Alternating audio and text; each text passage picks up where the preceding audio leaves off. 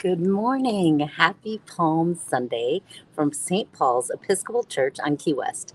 It is one of the oldest churches, and I love the name Paul, of course, because my brother. And I just wanted to say I love church. Now, for some of you, you have a bad feeling about church, and I totally get it. Some people call me religious. I am not religious at all. In fact, I believe that any church that is based on the Bible and loves God is the right church for me. And so, this is an Episcopal church, and at 7:30 they're having a Palm Sunday with Palms service. So I love that. But this morning when I got up, I was thinking I want to share a message about two things: what's fascinating and what's a friend. So, here is what I'm thinking this morning.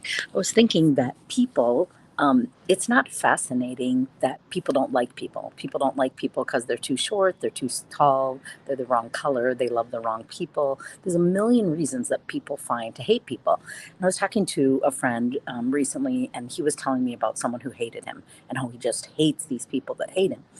And I was thinking, that's not fascinating. It's kind of boring. Like, um, any of us can hate somebody, right? Like, that's easy. It's easy to hate. And it's easy to dislike someone because they're different, because we're afraid of them, because we don't like the way they look or who they love or how they act.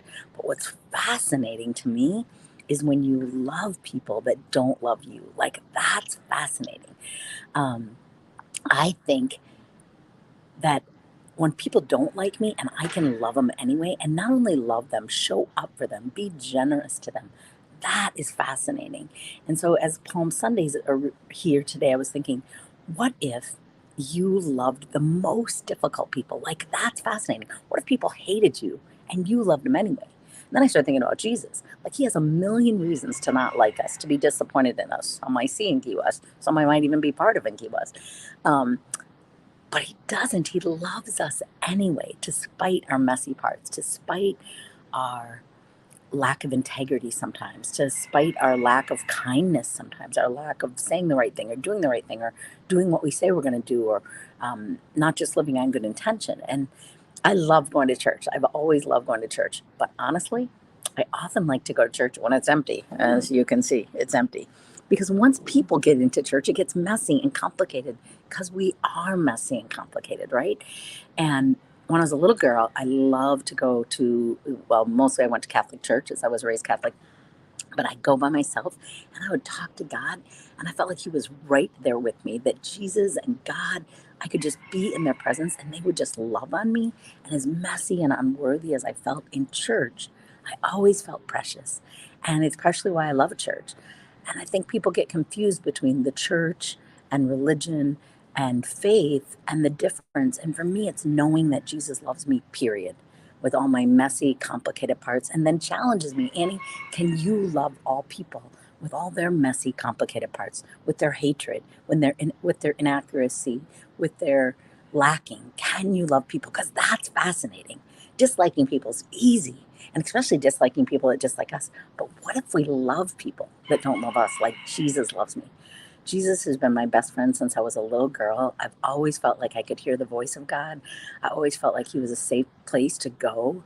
And I remember Greg and I lost a baby before our daughter was born. And I remember going into the church, and usually I talked quietly and prayed and talked to God, but I would sit in church, empty churches by myself for hours and just talk to God. But when I was 23 and we had lost a baby, I was devastated and I was exhausted. I was sick of having a hard life. I was sick of being challenged all the time. And I remember going into this church, St. Richard's in Richfield, Minnesota, and I was screaming. I was like, how can you take my baby? And people were mean. I miscarried, and people were like, well, at least you're not married. Well, you weren't supposed to have the child. People say the meanest things, don't they? And the dumbest things. And then we get to love those people. We get to be fascinated if we can love people past their unkind or ignorant words, also often ignorant words. And so, oh, good morning, Todd, and happy Palm Sunday to you. Um, and so people are starting to come in, so I won't stay on here much longer, but that's what's amazing. What if, what if this Holy Week, this Palm Sunday, you decided that you wouldn't be perfect, because none of us are, and that it wouldn't be about religion, and it wouldn't be about the people being messy or the people that hurt you, but instead you would be fascinated and fascinating by loving the hardest people, the messiest people, the people that hurt us the most, just like Jesus loves us. Like, He's my best friend, and He's your best friend too. He's dying to be. And and he died to be, right? And he loves you in spite of everything you fail to do and things you do you wish you didn't do. And as I woke up this morning at 5, I thought, I just want to be in a church. And I want to worship the God that came that we could live free and hopeful and holy and good and kind and be fascinated by the wonderful people in the world and be fascinated by the mean people in the world and love them anyway. So this week and this month in particular, but this Holy Week in particular, I encourage you to think about the people that have hurt you. Think about the people that don't like you, the people that judge you, and ask yourself, how could I love them? And maybe it's not even to their face. Maybe it's just sending love to them. Maybe it's saying a prayer for them. But can you love the people that are the most difficult in your life? I think the movie and the book, The Shack, reminds us that when we sit in the judgment seat and decide that someone else is unworthy, well, then we will be judged the same.